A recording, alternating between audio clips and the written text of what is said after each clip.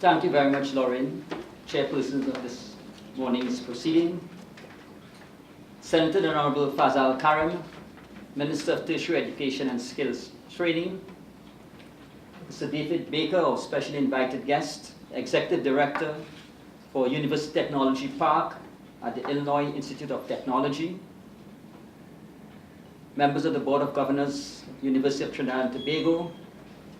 Chairpersons of agencies under MTest, our Provost, Dr. Fazal Ali, Vice Provosts, members of senior corporate staff of UTT,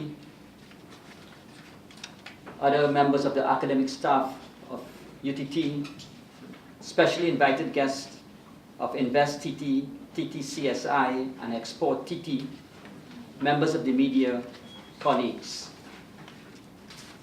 A very special welcome on behalf of the University of Trinidad and Tobago to what I prefer to call a dialogue rather than a seminar here this morning on the topic leveraging a science and technology park to support growth of innovative ecosystems. The University of Trinidad and Tobago, as a national university, is proud to be associated with this forum discussion in conjunction with MTest. And I want to personally here commend our minister for being the architect of this activity. And in fact, so many other activities and initiatives geared to bringing about the desired socio-economic transformation of our society through a knowledge-driven society and a knowledge-driven economy. Minister, we commend you for this. I consider this forum here this morning to be very timely and relevant from a number of perspectives, and I just want to mention a few of them. First, it's the strategic intent of the government, and in fact past governments, to diversify our economy away from an overdependence on a hydrocarbon-based economy, and that's a fact. We have been trying this. Secondly, the successful economies of the future, and when I say the future is now, will be those economies not with vast natural resources. We have so many examples of them. Our own neighbor Venezuela is an example. But so those are not the successful economies of the future. The successful economies of the future will be those which use knowledge in a creative and innovative way, leveraging science and technology in the process to create new goods and services, and by extension create wealth for all its people.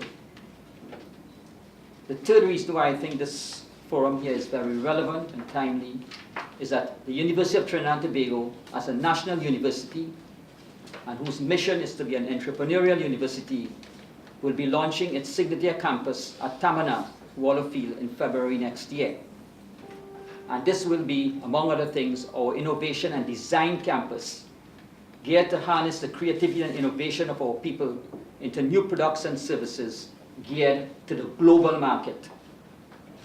This new campus is envisaged to be central to the Knowledge Park ecosystem at Wallerfield. And the fourth reason why I think that this is very, very relevant is that there's an urgent wake-up call for all of us here in TNT to realize that if we are going to survive in this highly competitive global technology-driven society, we need to move away from being merely importers of goods and services, in fact, from being mere traders, to become more entrepreneurial, capitalizing on the knowledge economy, coupled with creative and an innovative society, to become exporters of innovative products and services, with our market being not 1.3 million, as I've been saying, not 5 million in the CARICOM market, but 7.5 billion. We have to move towards that. It has been proven in many countries and regions around the world that the development of successful science and technology parks, what I now prefer to call knowledge parks, to drive the innovative ecosystem, have resulted in more sustained economic growth and, by extension, significant social improvements leading to improved quality of life. Yes, it leads, brothers and sisters, to a more competitive society. But to remain competitive, we must always remain one step ahead of our competitors. There's no way. As I said at the recently concluded conference on criminology, if you want to address the problem of crime, then we have to, our protective services must keep one step ahead of the criminals. There's no other way.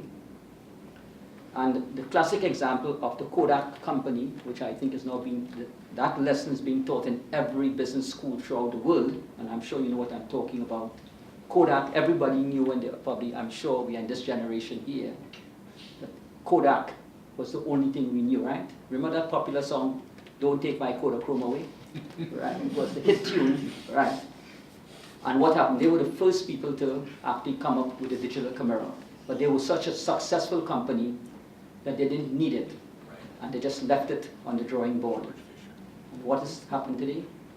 We don't hear of Kodak again. They're gone out of business. And I think this is a lesson for all of us here. If we have to remain competitive, we have to keep one step ahead of our competitors and making use of science and technology to drive that.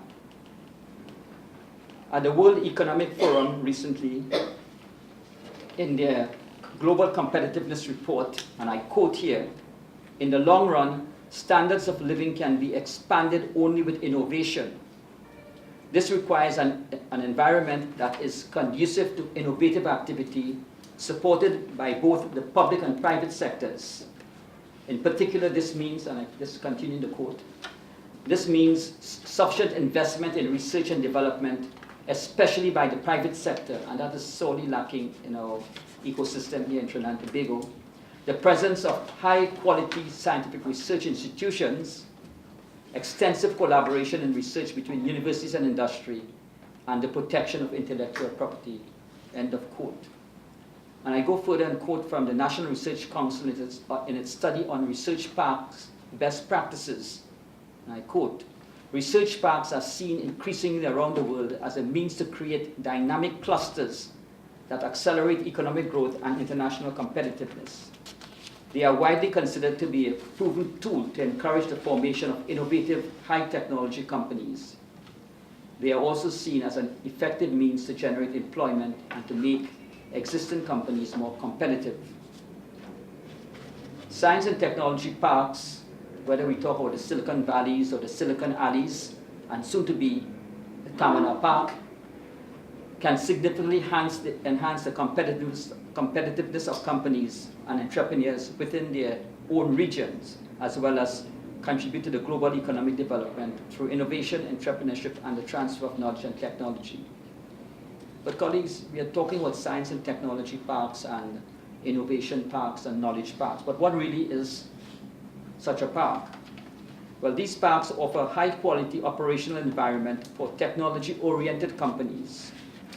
The main tasks include the establishment, acceleration, and internationalization of business activities in close synergy with universities, especially those which are science and technology and engineering focused.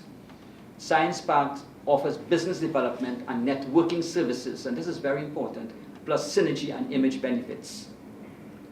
Such parks offer customers, and the customers are the research institutes, startup and established technology companies, etc., an innovative operating environment that activates growth, business development services, cooperation in programs and projects, and key contacts and network connections, creating an ecosystem that supports innovation at every stage of the company's growth.